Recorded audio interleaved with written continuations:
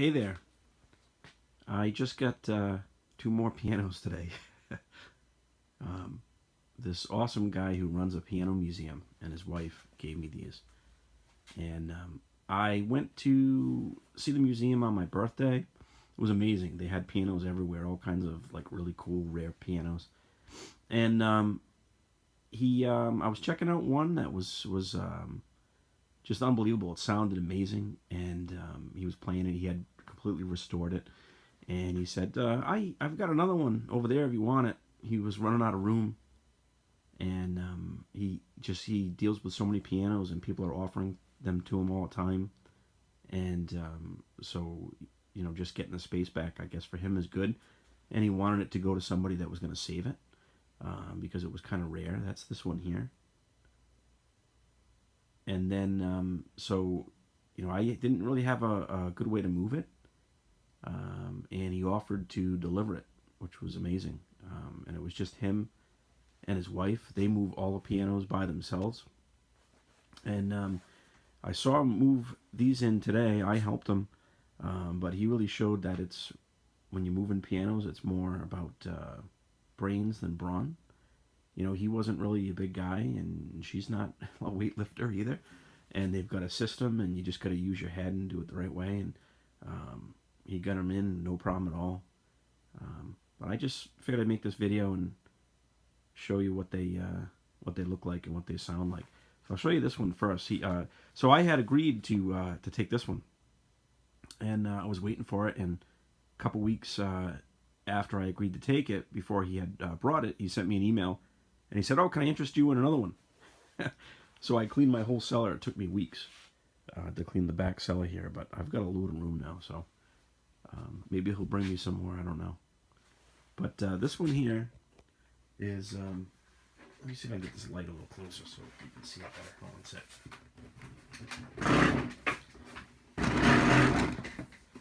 I'm trying to roll the cart.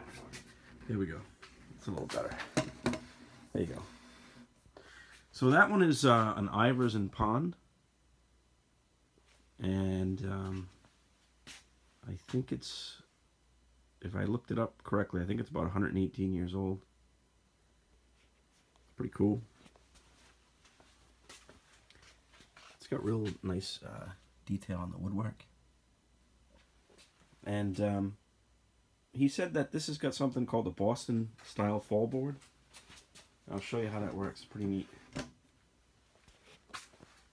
So when you open the fall board, boy, that light's horrible. Hold on a sec. Getting a lot of light streaming in from the side. So when you open the fall board, this panel right here pops out automatically. It's kind of neat.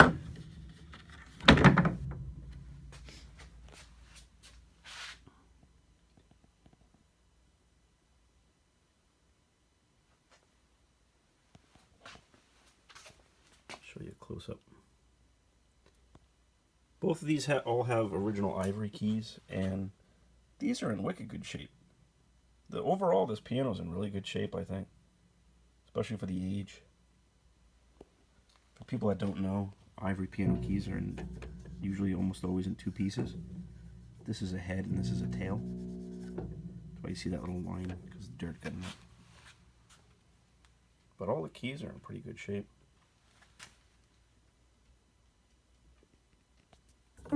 This one here's a little funky in the front, but not bad.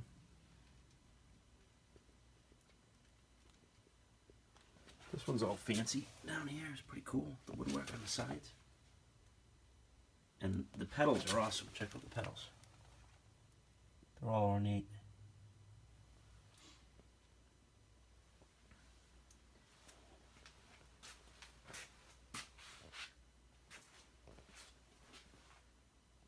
See if I can show you what it sounds like.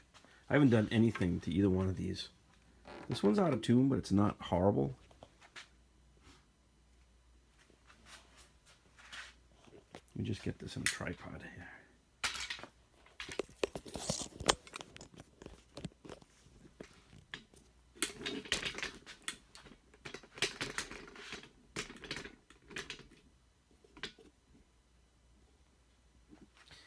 I noticed this one seems kind of quiet to me. A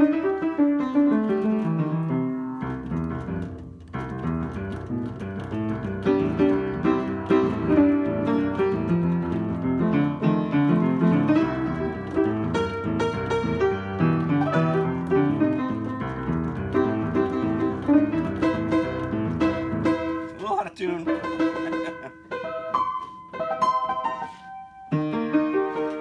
Try the pedal.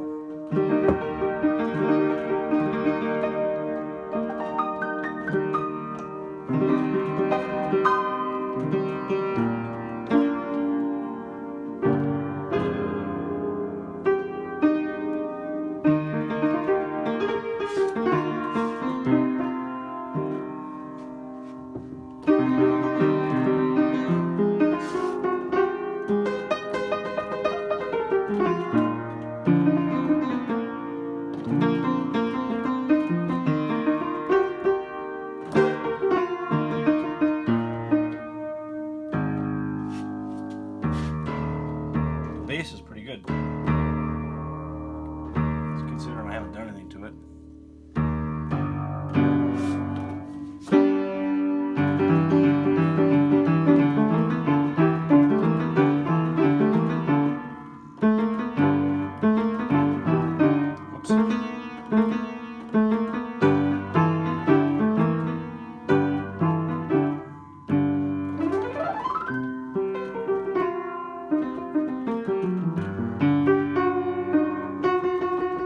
That's pretty bad.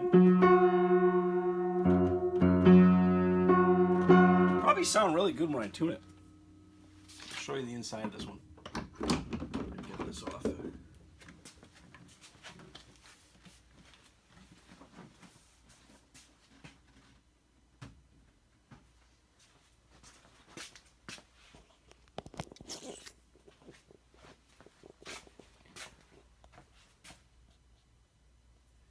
See, the hammers don't look like they've been, I don't know if you can see that. They don't look like they've been filed down. They're pretty big.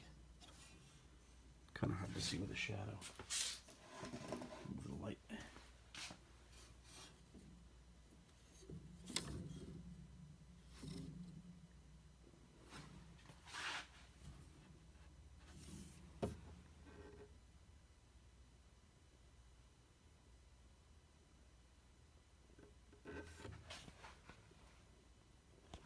Somebody replaced the bridle straps. These guys here, probably pretty recently. They look brand new. Someone replaced that. I think that's a jack.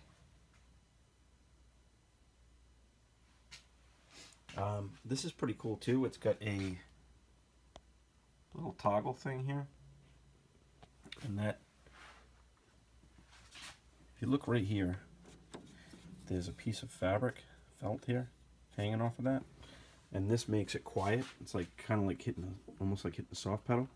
So it's kind of hard to do, but if you slide this down, then it gets real quiet.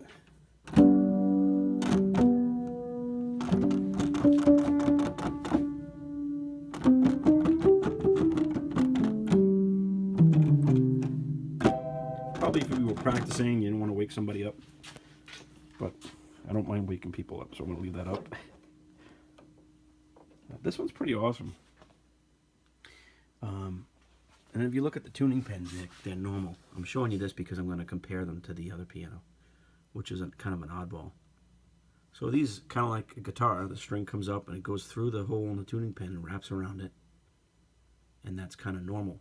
And behind this cast iron harp, there's a wood tuning block, and with fluctuations in temperature and humidity over the years, the tuning block will expand and contract, and the piano will go out of tune.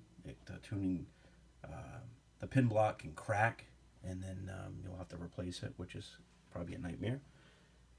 But this is pretty much like how almost every piano is. And I'll show you how this one over here is different. This one is kind of an oddball, and he had one that was completely restored. This is the other one. Needs a load of work. But it doesn't have a wood pin block.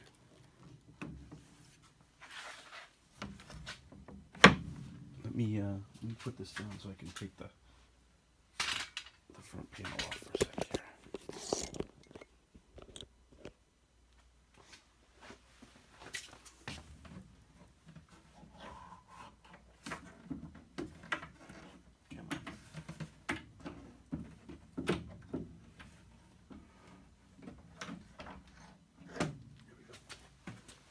I don't want to break it.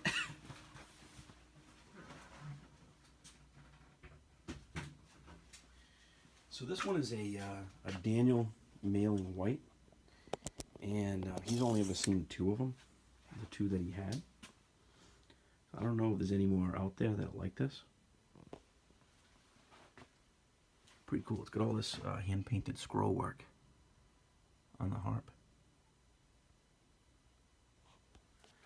So what makes this one different, see if I can get the light on it good so you can see it. So there's no wooden pin block, it's all metal. So when it's in tune, it stays in tune for a really long time. The one that he played, that he has, that's all restored, he played it and it sounded perfect, like he had just tuned it, and he said he hadn't tuned it in years. Pretty awesome. And let me see if I can get on this side of the light so I can get a better shot of this. Yeah. So here's, let's see. Here you go. Okay. So there's a tuning pin, and see, it's threaded, and it's going right into metal. And then it's got this piece behind it here. And it's kind of like if you were pulling a nail with a hammer. That's kind of like the claw. And that comes down. And the string is attached to the bottom of it. And it kind of is kind of like a pivot. So as you push this in, it makes this come out. And it causes more or less tension on the string to tune it. So he said with this, it's very, very easy to tune it. You can just use like a little T-handle type of tuning wrench. You don't need a big tuning hammer. But it needs a load of work. Over here, it's missing a tuning pin. Let's see if I can fix this light.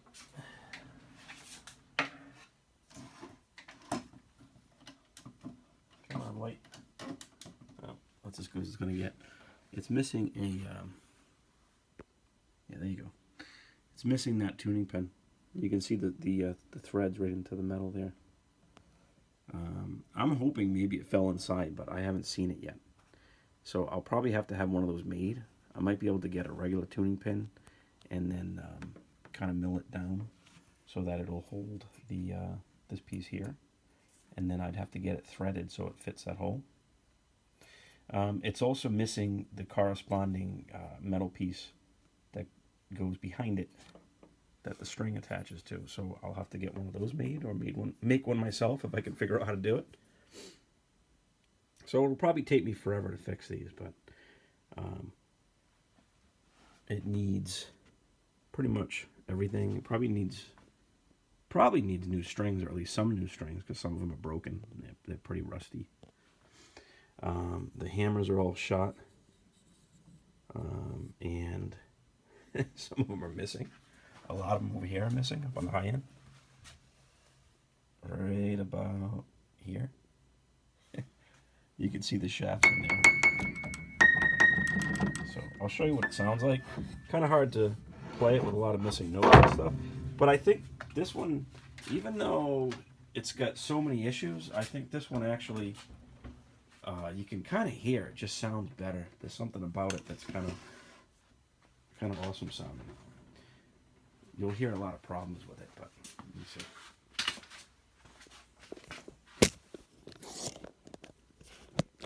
Anybody that watches this whole video to the end gets a prize. It's getting kind of long.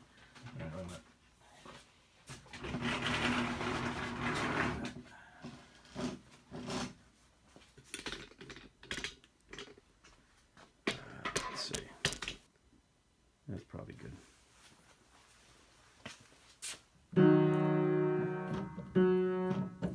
C's gone. Oh, it's just stuck. Yeah, that's kind of screwed up, so I'll stay away from that.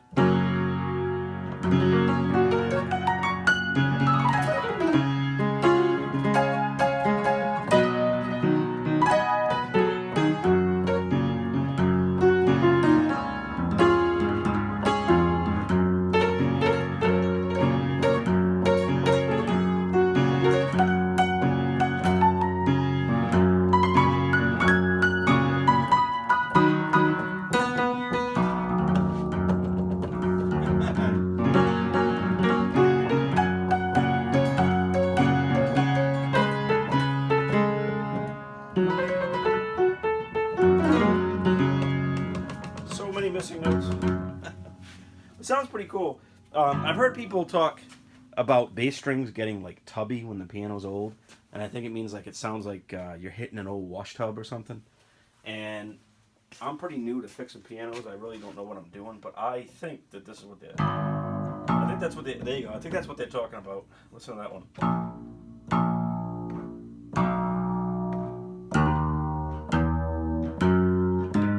But overall, I don't know. There's something kind of special about this one. Here's with the pedal on.